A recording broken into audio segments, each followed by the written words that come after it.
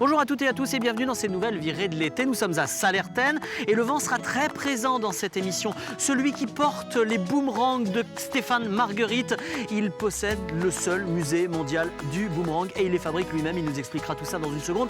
Et puis le vent qui fait tourner les ailes du moulin de Réré que Richard exploite. Richard, c'est le meunier et il nous expliquera comment fonctionne son moulin depuis 1555. Au milieu de tout ça, Arnaud Barillet fera du wakeboard. Là encore, le vent. Et puis enfin, vous découvrirez le métier d'un souffleur de verre. Si c'est pas beau, cette coordination dans cette émission, les virées de l'été, c'est parti. Bienvenue ici chez Wallaby Boomerang, le repère de Stéphane Marguerite. C'est le seul et unique musée mondial du boomerang. La particularité du propriétaire, Stéphane, c'est qu'il les fabrique, ces boomerangs. Venez voir, c'est super sympa. Stéphane, bonjour. Bonjour. Merci de m'accueillir dans ton musée. On va les regarder dans un petit instant parce que les boomerangs, tu les fabriques toi-même. Ouais. Mais ce qui est important de préciser au départ, c'est qu'un boomerang, c'est millénaire. Oui, tout à fait. Oui, complètement. Parce que quand je vois les boomerangs qui sont là tout autour, je m'aperçois que c'était un outil qui existait déjà. Mais alors, il servait à quoi ? Alors c'est ça, il y a fin de compte un amalgame qui est fait entre le boomerang qu'on utilise de nos jours, qui est le sport que moi je pratique depuis 35 ans, et l'arme de chasse. Alors c'est vrai, pourquoi on a fait un amalgame, c'est surtout quand les Anglais ont découvert l'Australie, ils ne parlaient pas la langue des Australiens, des aborigènes, ils voyaient des objets voler, ils voyaient des objets qui attrapaient des oiseaux, des choses comme ça, et ils voyaient d'autres objets revenir, donc c'est vrai qu'à l'époque ils ont un petit peu confondu les deux. Il faut savoir que le boomerang est né peut-être d'un objet comme ça. Cet objet-là, en fin de compte, c'est une arme de chasse. C'est ce qu'on appelle les killing sticks, les bâtons de jet, qui servaient réellement à chasser. Pourquoi ? Parce que ça ne revenait pas. Ça ne revient pas, c'est impossible. Parce qu'en fin de compte, c'est lancé déjà à l'horizontale, alors qu'un boomerang, c'est lancé à la verticale. Ça n'a pas de profil comme une aile d'avion, donc ça ne peut pas tournoyer et revenir vers le lanceur. Ça tournoie dans les airs parce que c'est fait quand même d'une certaine manière, c'est bombé un petit peu, ça a un certain angle. Mais évidemment, ça pèse 300 grammes et il est hors de question que ça revienne. Donc peut-être qu'un jour, un objet comme ça est revenu malencontreusement par un lanceur. Il s'est aperçu que voilà, il pouvait faire quelque chose avec, donc il a un petit peu amélioré le système et de là est né le boomerang.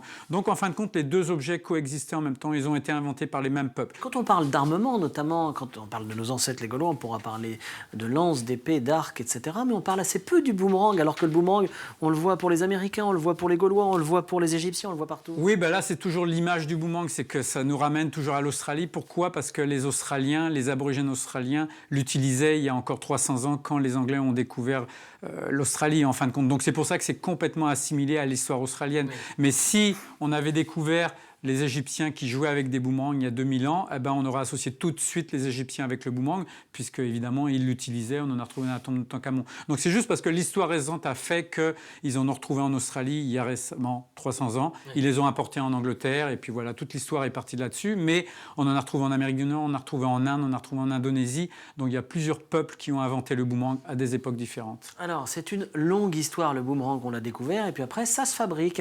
Et la spécificité de Stéphane, c'est qu'il les fabrique lui-même. On va dans ton atelier, on va regarder ça. Voilà mon atelier. C'est ton atelier, c'est ton laboratoire en même temps ? Oui, si on peut dire, oui, c'est là où est tout fabriqué de A jusqu'à Z. Donc moi, je reçois évidemment des planches de contreplaqué, puisque je fabrique dans des matériaux modernes, donc plus question de les fabriquer dans du bois massif, comme nos ancêtres. Et donc voilà, j'ai des planches dans lesquelles je découpe les formes. Donc je design des formes évidemment inspirées de... Ça c'est brut, ça c'est brut là, ouais, c'est ça. Ouais, exactement. Donc ça c'est des formes là que je mets au point parce que bon, comme ça fait 35 ans que je fais de la compétition, j'optimise les formes que j'utilise en compétition pour le grand public. C'est atypique ça. Non, c'est vrai, mais j'aime aussi surprendre là, le grand public avec des formes qui ne sont pas conventionnelles parce que, évidemment, je pourrais très bien partir dans les formes traditionnelles. C'est plus vraiment utilisé, donc on est passé à autre chose depuis pas mal de temps en compétition. Donc ça va être beaucoup des tripales, ce qu'on appelle, ou des formes bipales, mais évidemment beaucoup plus contemporaines. Mais le plus important, en fin de compte, le principe de base, c'est le profil en aile d'avion. Donc il faut que chaque boomerang ait toujours un bord d'attaque qui est le bord le plus rond et un bord de fuite un petit peu plus fin, puisque le boomerang a une manière de tourner, a une manière de se tenir dans les airs. Alors, voilà ce que ça donne à la fin.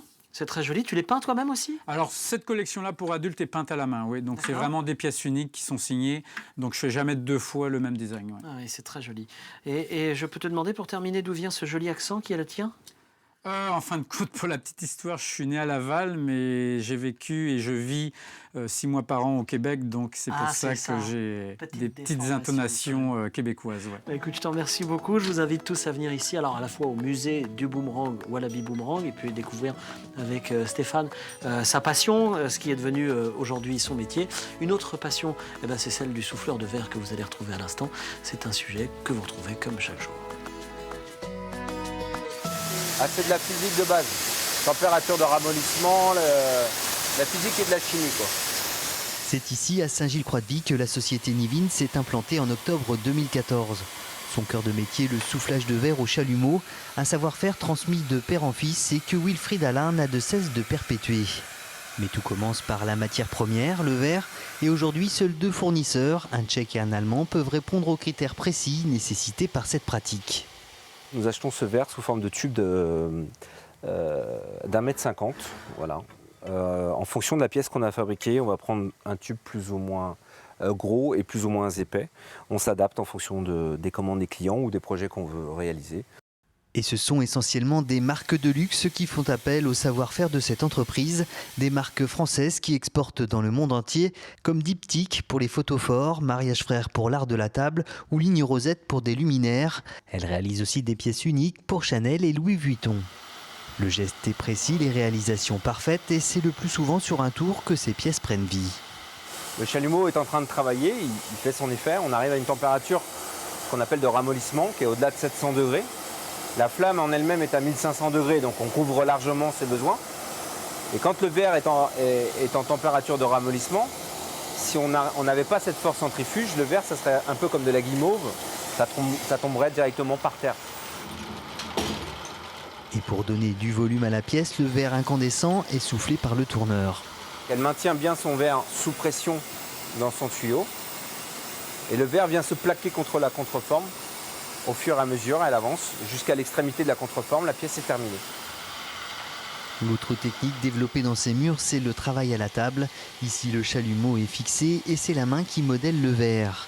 Des années de pratique sont nécessaires pour maîtriser tous ces gestes et pour la première fois, l'entreprise livrera quelques secrets de fabrication lors des Journées européennes des métiers d'art. L'occasion pour toute l'équipe de partager leur passion. C'est un métier, j'ai tendance à dire, qui rend heureux. Parce que dans le regard des gens, on sait qu'on est presque des magiciens. Nous, c'est notre métier, c'est notre job. Mais je sais que vraiment tous les gens vous parlent comme un souffleur de verre, comme étant un magicien, comment vous faites, comment ça se passe. C'est la magie de notre métier.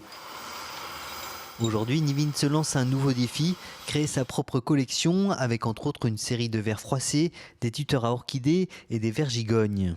Un magasin a déjà vu le jour et un site internet est en cours de création. Bienvenue au moulin de Réré, ici toujours à Sallertaine. C'est le domaine de Richard, le meunier. Son travail comme son moulin n'ont pas évolué depuis le XVIe siècle. Bonjour Richard. Bonjour. Merci de m'accueillir ici. Avec plaisir. Au moulin. Vous n'êtes pas aussi vieux que le moulin. Heureusement, non. Là, je commencerai à avoir des cheveux gris. Le moulin, il date de 1500 1555. 55. Il a été construit au milieu du XVIe siècle. Et alors vous en êtes le combientième de propriétaire? Alors, le moulin appartient à la famille depuis 1840. D'accord. Hein, on est la 3e famille à exploiter le moulin. Oui. Elle l'avait acheté, c'était une époque, une vente judiciaire. Toute une histoire, parce que le meunier et sa femme, qui étaient là avant la famille, ont assassiné un client. Hein, à l'époque, ils ont dit que c'était des serial killers. Je vais vous dire. C'est pour de vrai, ça, c'est non, mais c'est authentique, c'est authentique. D'accord. Authentique. Hein, et donc le moulin a été saisi par la justice et mis en vente. Et la famille a acheté le moulin. D'accord. Hein, 1840, Alors, c'est un moulin qui fonctionne encore et au vent, pas à l'électricité, c'est pas pour du faux. Non. Il y a 22 moulins en Vendée, c'est le seul qui fonctionne encore comme à l'origine. Ah, c'est le seul moulin à vent en France qui ne s'est jamais arrêté de tourner au vent depuis le jour où il a été mis en route au XVIe siècle jusqu'à aujourd'hui. C'est pas... non, mais c'est vrai qu'on restaure du patrimoine aujourd'hui, c'est bien. Oui, c'est pas non, mal, mais c'est c'est pas très mal. bien. On met un moteur sur un moulin à vent. Ça s'appelle comment ? Un ventilateur. Là, nous, on refuse. Moi, non, ça ne peut pas marcher comme ça. Un moulin à vent, c'est un moulin à vent. Donc ici, il est resté complètement authentique. il est inscrit comme monument historique. Oui. Il est hors de question de transformer le moulin. On est tenu de le maintenir dans l'état où il est. Donc moi, je ne fais pas de modif. Hein. Je me contente de toujours l'entretenir et puis d'essayer de conserver ce qu'on nous a légué. Bon alors Richard, il ne se contente pas d'utiliser, vous n'êtes pas que meunier, vous êtes aussi, on va dire, guide touristique aussi, Enfin, un peu les deux en même avec, temps. avec beaucoup de verve et de simplicité. Ce que je vous propose, c'est qu'on aille faire un petit tour dans le moulin. Allons-y, C'est parti. on y va.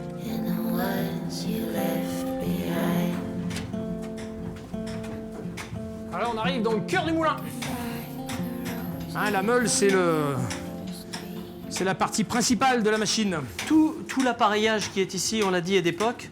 Toutes les technologies, parce que c'est de la technologie.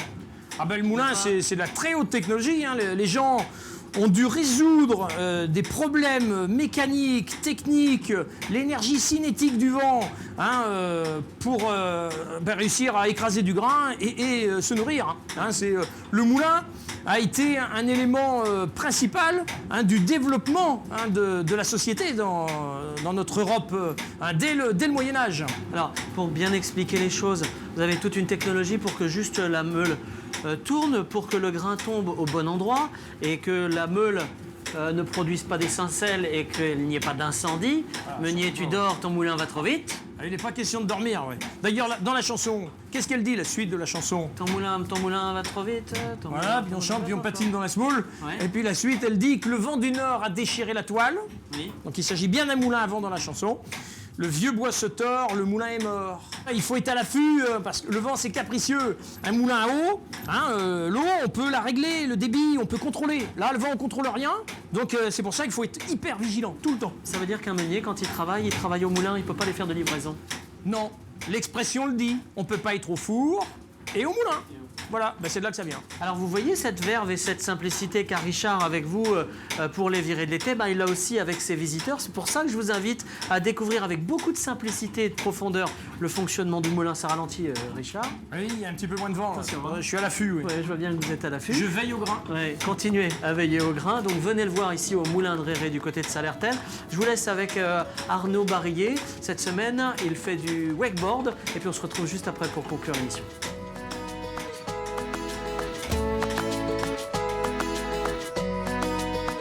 Spent 15 years getting loaded, 15 years till his liver exploded. Now what's Bob gonna do now that he can't drink? The doctor said, what you been thinking about? Bob said, that's the point. I won't think about nothing. Now I gotta do something else. Oi, oi, oi! Past the time and someone shaving, then he got a new identity. 62 old air cushion boots and a girl who rides a scooter to take him out of town. They would get away, riding around. As the trucks drive by, you can hear the motherfuckers goof.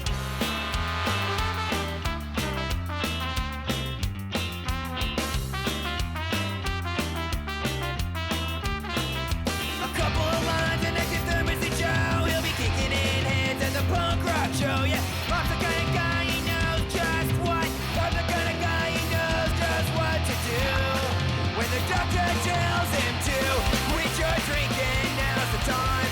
Will he ever walk the line? To all my friends that feel just great. Will he ever walk the line? Kicking ass and busting heads, red suspenders. Once a day he shaves his head, but will he ever walk the line?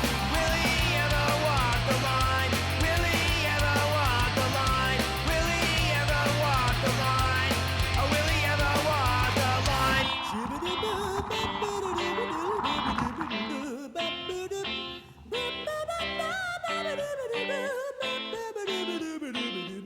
Bob. 15 kids in the backyard drinking wine. Ainsi s'achève ce nouveau numéro des virées de l'été du côté de Salertaine. Demain, changement de direction, nous serons à Fontenay-le-Comte, à la fois pour visiter les splendides monuments de la commune et nous serons également du côté du parc Baron. Parc à Bout, c'est un parc où les enfants peuvent s'amuser tout au long de l'été. Vous découvrirez un forgeron coutelier dans le Marais Poitevin et puis Arnaud Barillet, comme d'habitude, vous fera découvrir une activité hors du commun. À demain, salut! The ones we left behind.